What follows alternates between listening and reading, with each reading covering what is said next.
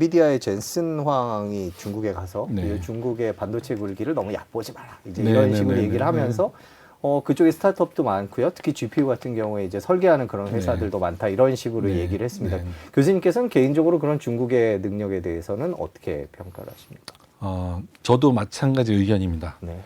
사실 저는 이제 중국 대학 교수들하고도 교류가 있고, 뭐 그쪽 얘기도 많이 들어보고, 일본 얘기도 듣고, 미국 얘기도 듣습니다만, 중국의 경우에 가장 무서운 것은 인력이라고 생각해요. 너무 똑똑한 사람들이 많이 반도체 분야에 유입되고 있기 때문에 네. 그 사람들이 창업을 하면 엄청난 지원을 받거든요. 그러면 그런 사람들이 만들어낸 회사나 기술들이 경쟁력이 낮을 리가 없는데 그걸 제한한다고 해서 사실 포기되는 건 아니고요. 반도체 굴기에 실패할 거다, 뭐 성공할 거다 이런 얘기가 있는데 제 생각에 그거는 실패와 성공의 기준이 뭐냐라고를 잘 서로 의견이 다른 것 같습니다. 예를 들면 중국이 반도체 굴기에 성공하기 위해서 미국보다 더 좋은 반도체를 만들어야만 하는 것이냐라고 네. 생각해 보면 꼭 그런 건 아니거든요. 네. 지금 중국이 세계 반도체 한 60%를 수입합니다. 그러면 그 중에 한 반만 국산화를 해도 성공하는 거예요. 근데 그게 꼭 첨단 반도체일 필요도 없습니다. 그렇게 보면 중국이 그럼 그런 반도체를 만들 수 있는 능력이 없느냐? 만들 수 있다고 생각합니다. 네.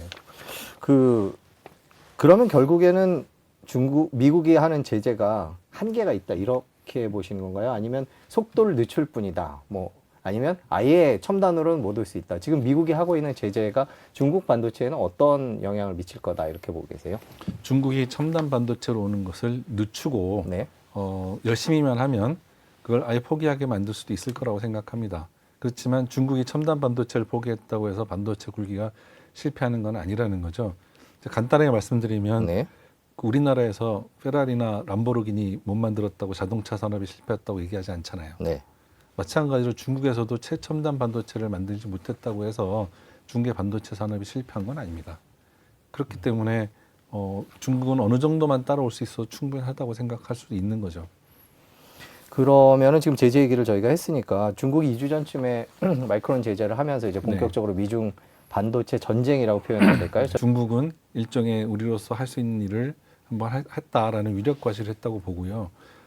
미국도 사실은 우리나라에 대해서 뭐 마이크론의 뭐 시장을 대체하면 안 된다 뭐 이런 얘기를 했지만 네네. 그걸 실질적으로 강제할 수 있는 방법이 없어요. 뭐 했는지 안 했는지 알 방법이 어떻게 있죠? 예를 들어 우리나라 제3국에 팔았는데 네. 그 3국에 있는 나라가 또 중국에 팔면 우리는 그걸 그 마이크론을 대체한 겁니까? 아니면 안 한 겁니까? 애매하네요. 그러니까요. 네. 그거 사실 서로 의미 없는 얘기였다고 보고요. 중국은 유력 과시를 했고 미국은 받아들였고 뭐 그런 거라고 생각합니다. 저희가 지금 마이크론 제재 얘기를 여쭤봤는데 그렇게 되면 이제 많은 분들이 궁금해하는 게 삼성이나 SK의 중국 공장들이 괜찮을까? 네. 중국이 어떤 거기다가 해코지를 하지 않을까? 이런 네. 걱정들을 하시는데 그럴 가능성은 높지 않겠죠.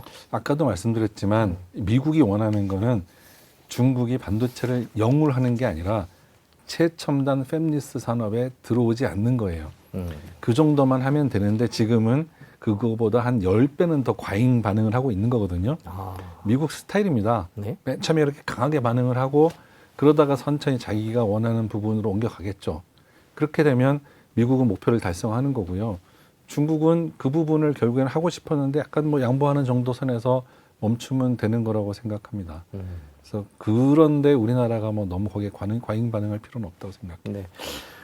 반도체 전쟁 얘기가 많이 나면서 이제 미국과 중국, 한국, 마이크론 뭐 이런 얘기들이 쭉 나오다가 최근에 일본 얘기가 지금 나왔었어요. 그러니까 갑자기 우리나라가 이제 일본은 완전히 간격을 벌렸다 이렇게 생각을 했는데 TSMC나 마이크론이나 뭐 일본 또 자체적인 회사들이 있고 뭐 반도체 공장을 막 증설하겠다 이렇게 얘기를 하면서 한동안 또 일본이 확 이제 뜨는 그런 분위기거든요. 그 일본이 그렇게 뜨는 이유가 뭔지도 궁금하고요. 또 앞으로 일본이 얼마나 강해질까 반도체에서 그것도 궁금합니다. 어떻게 보세요? 사실 일본 얘기는 제가 한 5년 전부터 네. 우리나라 정부에다가 경고를 했었습니다. 네. 일본과 대만이 심상치가 않다. 얘네들 너무 친하다. 네. 그러니까 원래는 TSMC가 중국에다 28나노 공장을 짓고 뭐 이런 식으로 중국으로 확장하려고 했어요. 대만이 너무 좁으니까 인력이나 뭐 소부장 이런 네, 측면에서 네, 한계가 네. 있거든요. 결국은 확장을 해야 됩니다. 지금은 대만에 있는 모든 인력을 통틀어도 TSMC를 감당을 못하는 상황이에요.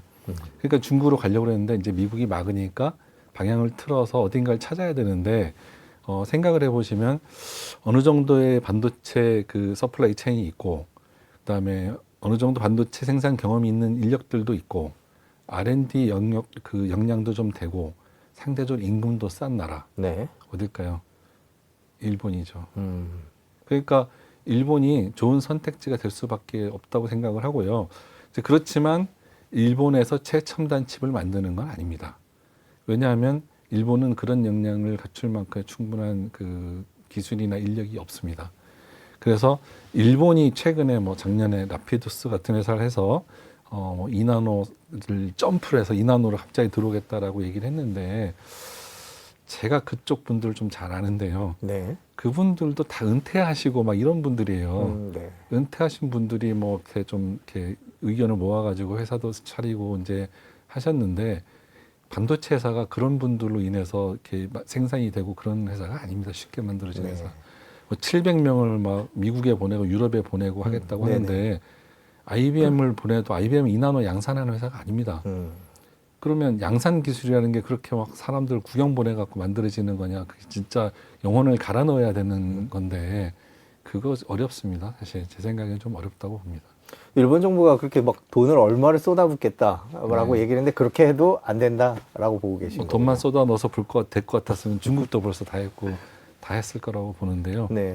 저는 그 아까도 말씀드린 중국이 무서운 이유는 중국의 뛰어난 젊은 두뇌들이 이 분야에 뛰어들고 있기 때문이 무서운 거지. 그 일본에는 그런 두뇌들이 없습니다.